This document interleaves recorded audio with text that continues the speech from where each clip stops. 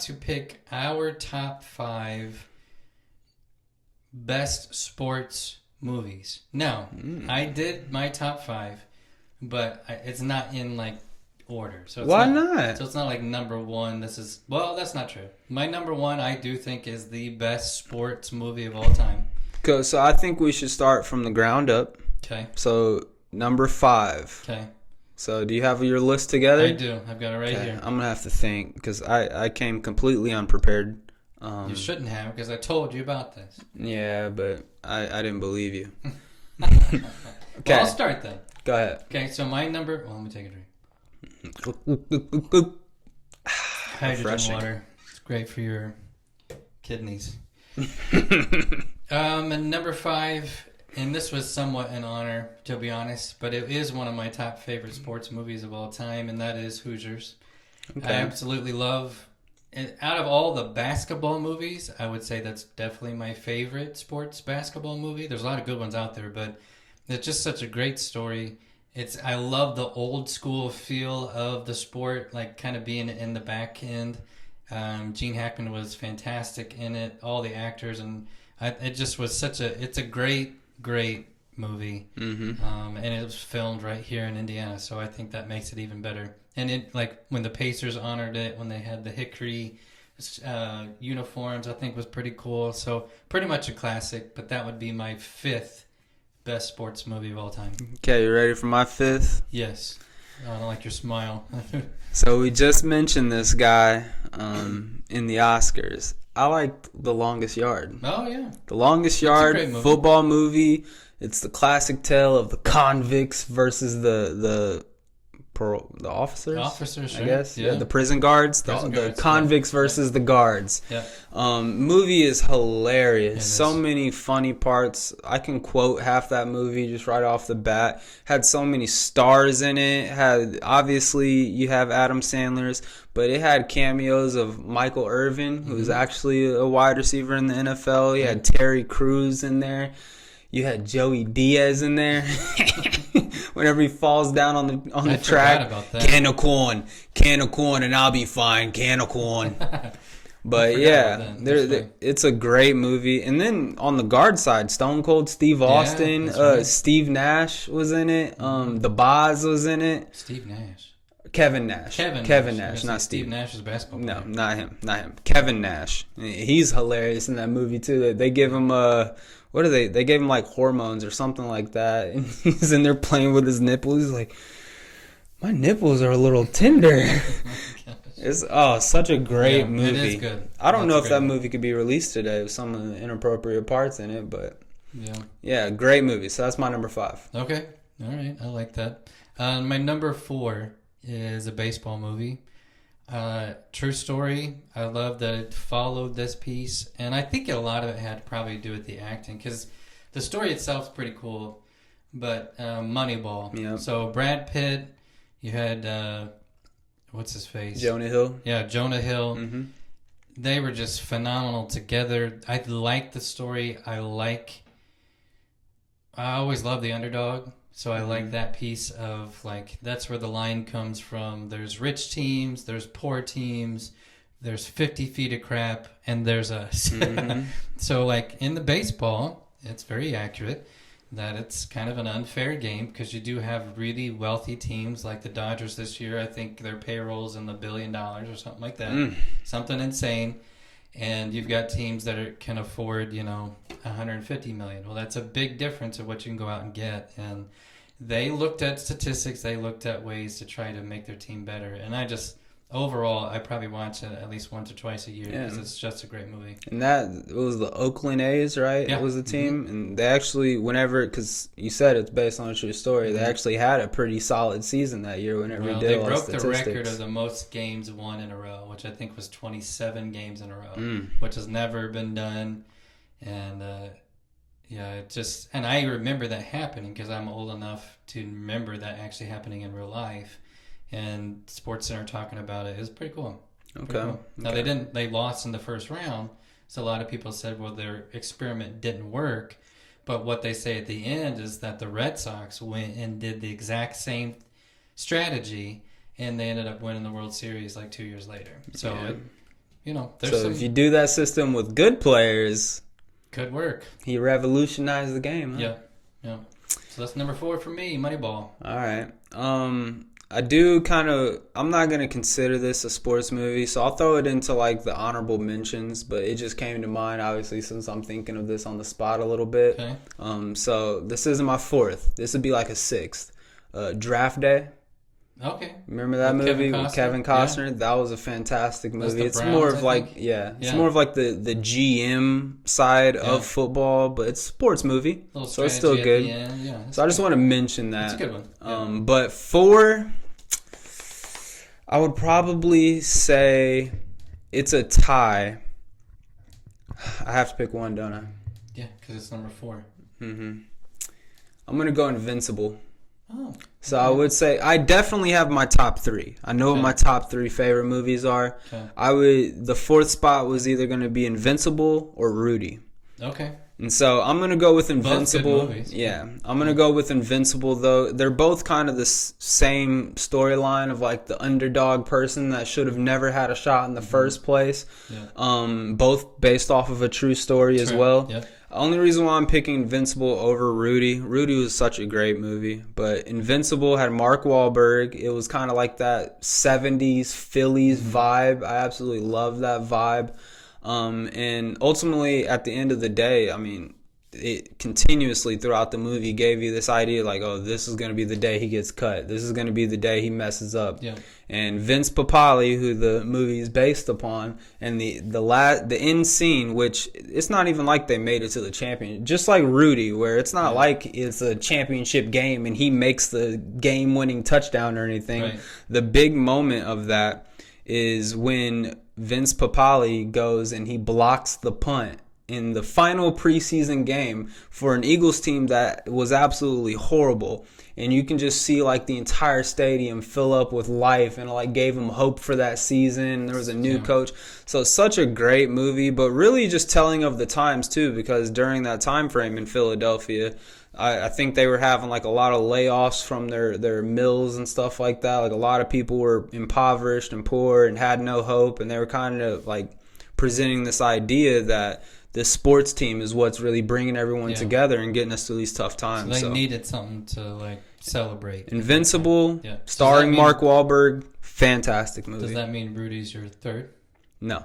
Oh, so it's just out. I told you, that was tied for 4th. Wow. Yeah. Okay, so boost it out. Now, I mean, you could probably bump Rudy to 5th, but I like Longest Yard being at 5th, so. well, let me ask you this question. Do you think The Karate Kid would be considered a sports movie? That's Not where really. I kind of was. Not really. I looked You at talking some of about OG his Karate Kid? Original, yeah. Great movie. It is great. Absolutely great, but that's like combat. That's Yeah, well, like somebody had it in their top like 20, and I thought, well, I do love that movie, and I ended up watching the Cobra Kai series, which I absolutely love. It's ridiculous, but it's great. But I just thought I'd throw it out there. Okay, my number 3. It's another baseball movie, and I absolutely love this movie, and I love the acting and the story. Not a true story, obviously, but Field of Dreams. Mm-hmm. So Kevin Costner, James Earl Jones is phenomenal in that movie. I mean, it's just so what I love about it is just the creativity behind the whole story. The whole thing is just incredible. He builds this field and the famous line, "If you build it, he will come." Like that's just phenomenal. And he ends up seeing his heroes, and then eventually, not to ruin it, but it's been out for like 50 years. Yeah, so, go ahead and spoil that one. he ends up connecting with his dad, which he never had a good connection with when he was a kid. His dad ended up dying early when he was like, I think in his 20s, and he gets to play ball with him again, which is just so incredible story. I might even watch it tonight. It makes me feel good about it. See, That's my number 3. I feel like that's like right there with like Sandlot. Sandlot's more like kid friendly. Yeah. So it's a different. I mean, Sandlot was in my list of ones that I absolutely love, and I watch it every year. Didn't crack the top 5 though, huh? But it's more of like a comedy. Yeah. But the storyline is very cool. But then you're being chased by a giant dog. And That's but a good again, scene. a lot of cool lines in that movie. Yeah. So I love that piece too. But I think more of the seriousness piece, and you do get a lot of history of baseball in Field of Dreams, which I like that too. And again, anything you can have James Earl Jones talk in a movie, you're automatically a winner because I love his voice and Yeah, he's a phenomenal. classic voice, man, for Yeah. sure. Just like Morgan Freeman. All right, my third one. Yeah, so you know your three. What's the number three? I know my three. The order of them, I'm a little split on because they're all right up there. I'm gonna go. Number 3 is Remember the Titans. Oh, Remember the Titans. Yeah. The Denzel Washington. He's so good. It's a great movie, telling of the times. It's one of those movies that talks about segregation back in the day. It's also based off a true story. Now, they took some liberties with it whenever they made it, but it's kind of a movie that is about segregation and how they're bringing this school. They're opening it up to black students, so the black students come in and they kind of like take over the football team, which really is like half white kids, half black kids. But and then this new coach, Denzel Washington, comes in and takes over for the old coach, who was a winning coach. Yeah. But eventually, he kicked him out of his head coach spot, but ultimately he brought him in as an assistant coach. And it's one of those football movies that just for one, it's phenomenal in the fact that it's based off true story and them winning. Yeah. And how they went all the way and they were facing schools that were still segregated and battling those moments. Weren't they runner-up in nationals or something like that, too? I think they even went after state. They ended up going pretty far. I don't know about that. I know they won the state championship. That's where the movie ended, so I didn't do any more research after that. Yeah.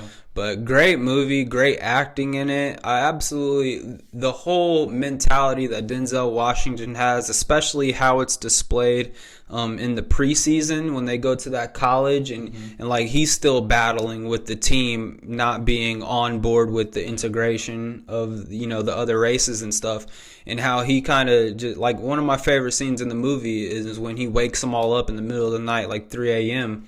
and runs them out to it's Gettysburg. Exactly. It was all dark. They're running through trees. No one knows what's going on. He didn't tell them where they're going. And when they get there, it's the burial grounds basically of the battles of Gettysburg. And he's like, my family fought and died here. And he's like, but whenever we fought and died here, because I guess he was with the Union side, he was like, we banded together as brothers with white men, with black men towards a common goal. Yeah. And he's like, that's what we need to do too as a team. Otherwise, we will die, just like, not literally, but he was like, we will lose just like everyone else on this field. Yep. So, classic moment. That's great.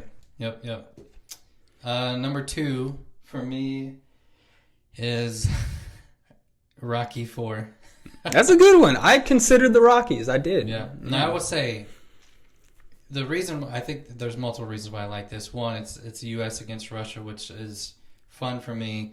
You have the unbelievable fight scene between Apollo Creed and Ivan Drago, and Apollo Creed dying in the ring, which is awful. Throw the towel. Yeah. Throw the dang towel. Yeah, and you're sad because, you get a little teary-eyed every time you watch him die. His wife's trying to run out to get to him. You've got all these. It was horrible, and that's what threw Rocky back into the ring. Ends up fighting him on Christmas Day for no money, by the way.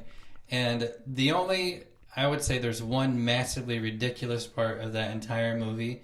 But it's also, it's when the entire Russian crowd decides to start chanting USA well, or he Rocky inspired or whatever them. it was. I think it was Rocky. Rocky, he starts of cheering course. for him, and I'm like, that would never happen. Like, there's not a chance in the world that would ever happen. But it's so good. It's so good. Favorite scene of that entire movie is whenever Rocky goes out there, he's training in the cabin. Obviously, he's not using normal weights. Yeah. He's using logs and like going at it like a barbarian. Yeah. But my favorite scene is right before he leaves on that trip when he's having this discussion with his wife. His wife just saw Apollo Creed get killed in the ring by this dude.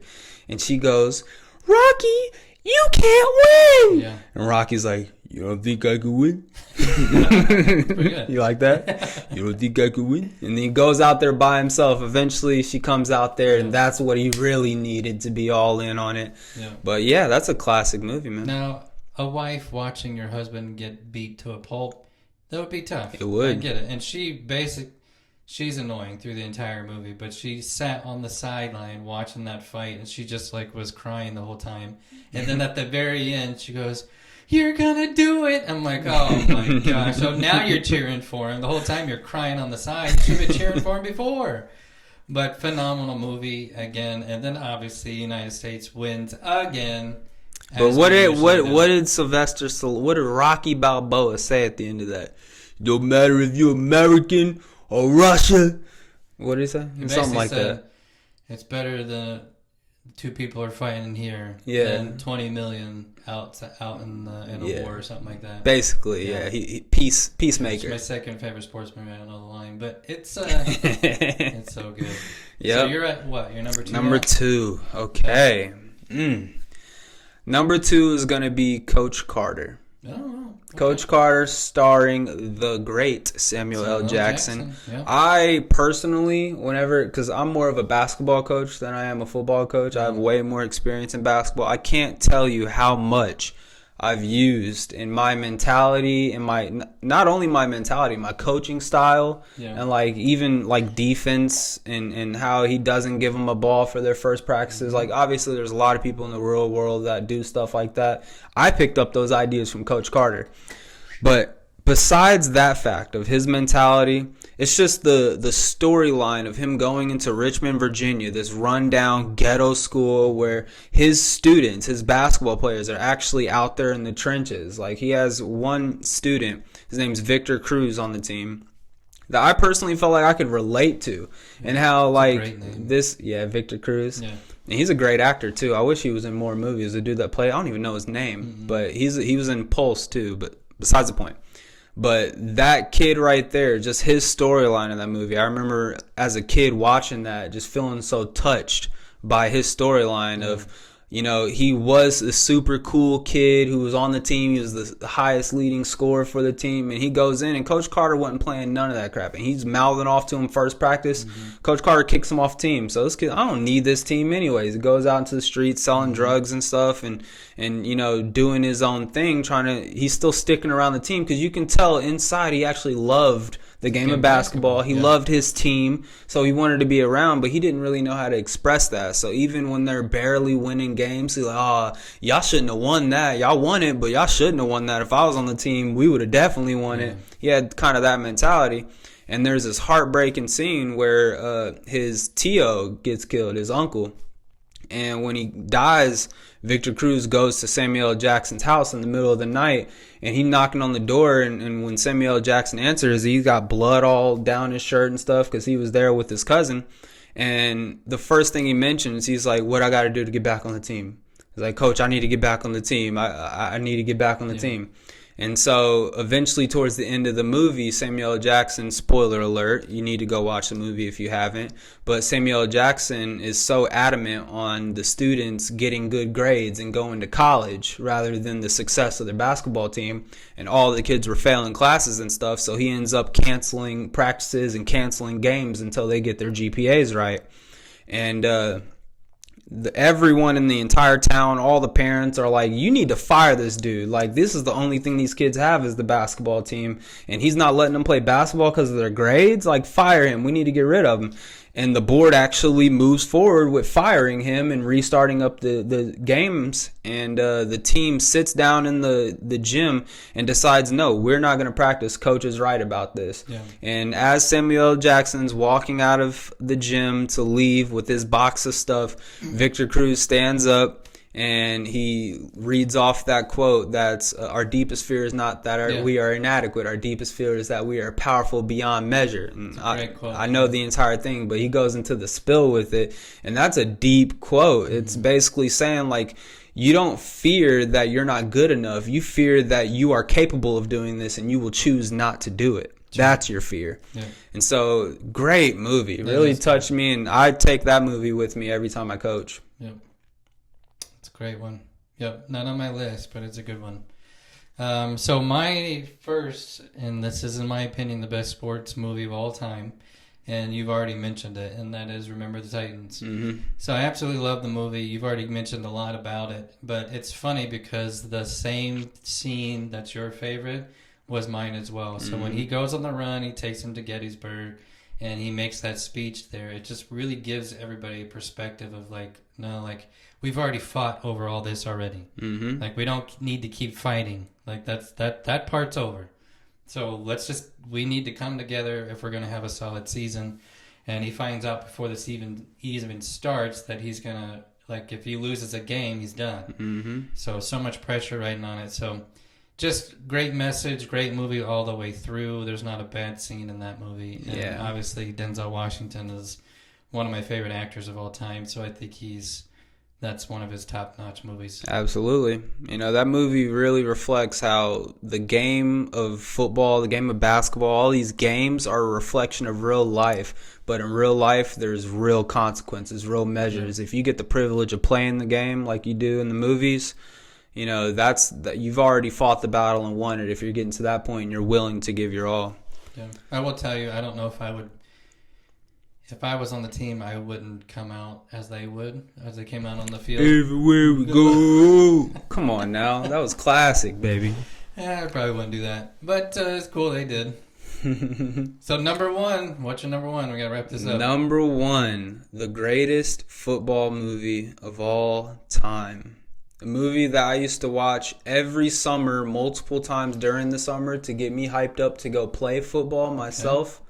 Friday Night Lights. Oh, yeah. That's a great movie. Friday Night Lights, the story, I mean, it's not the story about him, but the main thing I take away is Boobie Miles, man. Yep. Boobie Miles, in that movie, he was an all-star running back, had college offers to anywhere he wants to go, but it's the classic story of having all the talent and then having the cockiness that goes with that, and knowing he can dominate any and everyone.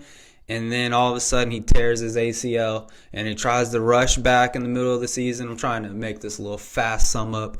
But he tears his ACL, tries to come back early. He's lying to the coach. I'm fine, coach. I can play. Yeah. Tears it again. And it's about this team that revolved their entire identity around this player. But now that they don't have them, they have to figure out their own identities. Sure. And so it's showing the individual struggles with, you know, all of the players. The quarterback, his mom had like Alzheimer's, and so he's dealing with that at home. The running back fumbled a lot, and he had an abusive father who won the state championship back in the day, so he has high expectations.